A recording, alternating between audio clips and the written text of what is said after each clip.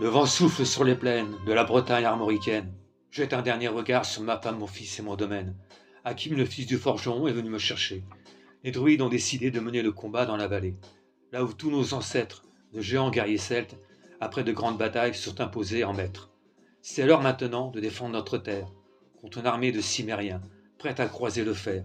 Toute la tribu s'est réunie autour des grands menhirs pour invoquer les dieux, afin qu'ils puissent nous bénir après cette prière.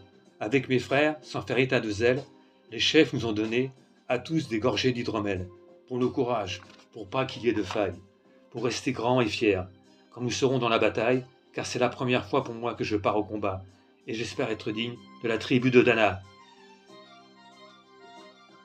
Dans la vallée de Dana, dit la la la, dans la vallée j'ai pu entendre les échos, dans la vallée de Dana, dit la la la, dans la vallée des champs de guerre près des tombeaux.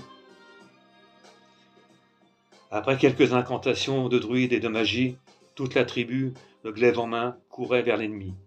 La lutte était terrible, et je ne voyais que des ombres, tranchant l'ennemi, qui revenait toujours en surnombre. Mes frères tombaient l'un après l'autre, devant mon regard, sous le poids des armes, que possédaient tous ces barbares, des lances, des haches, dans le jardin d'Éden, qui écoulait du sang sur l'herbe verte de la plaine. Comme ces jours de peine où l'homme se traîne à la limite du règne, du mal et de la haine, fallait continuer ce combat déjà perdu, mais telle était la fierté de toute la tribu. La lutte a continué comme ça jusqu'au soleil couchant, de férocité extrême, en plus d'acharnement. Fallait défendre la terre de nos ancêtres, enterrés là, et pour toutes les lois de la tribu de Dana.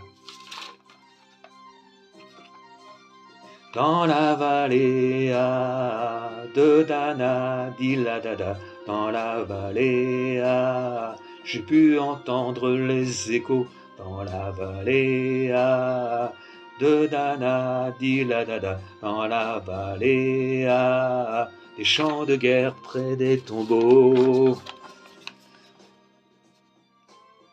Au bout de la vallée, on entendait le son d'une corne, d'un chef ennemi, qui rappelait toute sa horde. Avait-il compris qu'on lutterait même en enfer, et qu'à la tribu de Dana appartenaient ces terres? Les guerriers repartaient, je ne comprenais pas tout le chemin qu'ils avaient fait pour en arriver là. Quand mon regard se posa autour de moi, j'étais le seul debout de la tribu. Voilà pourquoi mes doigts se sont